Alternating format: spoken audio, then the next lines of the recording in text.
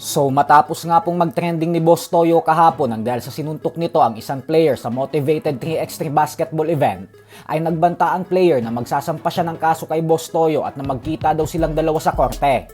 Bagay na hindi naman nagpasindak si Toyo dahil ayon sa kanya ay napakamura lang naman daw ng physical injury.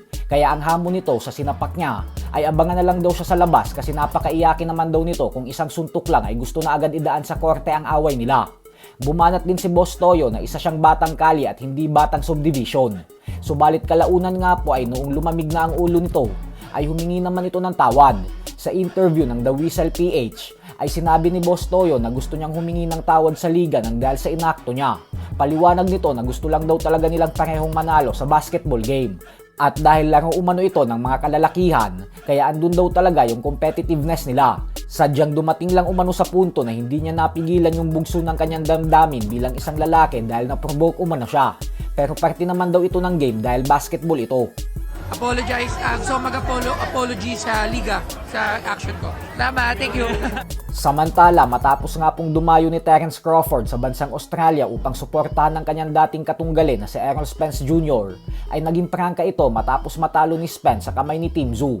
Sa panayam ng Fight Hub TV kay Crawford, ay sinabi nitong wala na daw talaga sa balanse ang mga binti ni Spence sa buong laban. At base umano sa performance nito, ay ipinakita daw ni Spence na wala na talaga siyang puwang pa upang magpatuloy pa sa pagboboxing. Lalo pat ang fighting style daw nito ay agresibo at panay atake. Ang mga ganitong klaseng boksingero daw ay mabilis malaspag kasi tatamaan at tatamaan ka lagi ng mga solidong suntok ng kalaban. At kapag naipon umano yan, ay doon na mag-iiba ang laro mo. At ganun daw ang nangyari kay Spence. Sa kabilang banda naman mga idol ay hindi nga po natin maitatanggi na sa loob ng napakaikling panahon lamang ay sunod-sunod na ang pagpirma ng mga bigating pangalan ng boxing sa Sufa Boxing Promotions. At hindi natin maikakailan na nagiging isang malaking tinik na ito para sa mga karibal na boxing promoters at maging sa apat na major sanctioning bodies ng boxing na WBC, WBA, WBO at IBF. Ito ay dahil kinikilala lamang ng Sufa Boxing na lehitimong world title belt ay ang kanilang Sufa Boxing title at ang Daring Magazine belt. Pero ganun pa man ay kilala ng lahat ang promoter ng Sufa na si Dana White na masyadong barat kung magpasahod sa mga UFC fighters. Kaya naman dahil dyan ay sinamantala ng Golden Boy promoter na si Oscar De La Hoya ang pagkakataon na ito na kumbinsihin ang mga boksingero na huwag magpapauto at pumirma sa Sufa Boxing. Ayon kay De La Hoya ay huwag daw natin kakalimutan na ang nagpapatakbo ng UFC at Sufa Boxing ay iisa lamang. Kaya panigurado umano na kung ano ang ginagawa nito sa UFC ay ganun din ang gagawin nitong business model upang patakbuhin ang Sufa.